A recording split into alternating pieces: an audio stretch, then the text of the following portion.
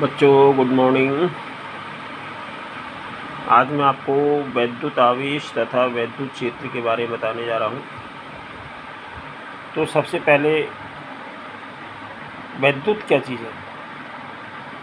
वैद्युत उस अज्ञात शक्ति का नाम है जिसके कारण किसी वस्तु में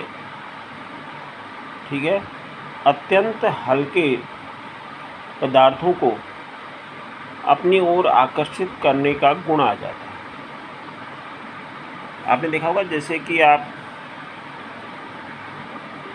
कंघी को अगर आप सूखे बालों में रगड़ते हैं तो उसमें भी थोड़े समय के लिए, अल्पकाल के लिए वैद्युत आवेश आ जाता है। ठीक है, यह नामकरण जो है सबसे पहले 1646 में सर थॉमस ब्राउन ने किया था। इस प्रकार वैद्युत की वह शाखा जिसमें विरामावस्था में रहने वाले आवेश से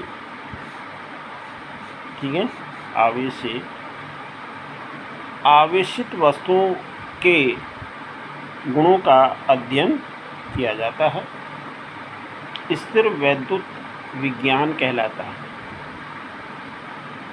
आवेश अब कितने प्रकार के होते हैं? आवेश मुख्यतः दो प्रकार के होते हैं। एक होते हैं धनावेश और दूसरे होते हैं ऋणावेश। प्रकृति में पाए जाने वाले अधिकांश पदार्थों को दो भाग में बांटा गया है। एक कहलाता है चालक और दूसरा कहलाता है अचालक। ठीक है, अचालक पदार्थ और चालक पदार्थ, कहने का तात्पर्य जिनमें से आवेश का प्रवाह आसानी से हो सकता है उनको हम कहेंगे चालक पदार्थ, और जिनमें आवेश का प्रवाह आसानी से नहीं होने पाता या नहीं पूर्ण रूप से नहीं होने पाता है उनको हम कहते हैं अचालक पदार्थ। ठीक है, अब इसके बाद आता है आवेश के मूल गुण। नंबर 1 है आवेशों की योज्यता। योज्यता वह गुण जिसके द्वारा किसी निकाय का कुल आवेश उसके विभिन्न आवेशों के योग के,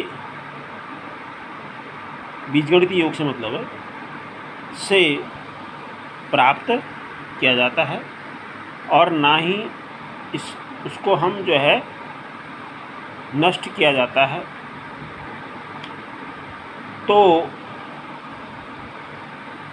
ऐसी अवस्था में केवल एक ही पदार्थ में इस प्रकार के गुणों का प्राप्त होना और उनका स्थानांतरित होना योज्यता कहलाता है। क्या कहलाता है? योज्यता। इसके बाद आता है आवेश का क्वांटम करण। किसी पदार्थ पर आवेश की कुल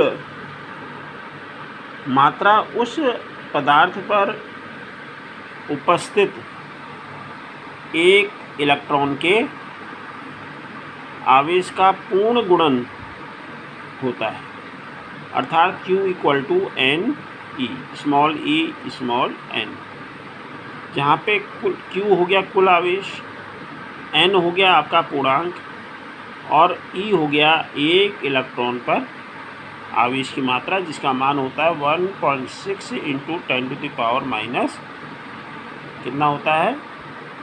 19 कूलाम। ठीक है, यहाँ पे गलत लिखा गया, ये कितना होना चाहिए? 19, इतना कूलाम। ठीक है, तो ये हो गया आपके आवेश के मूल रूप से गुण। फिर मैं आपको कूलाम के नियम के बारे में बताऊंगा।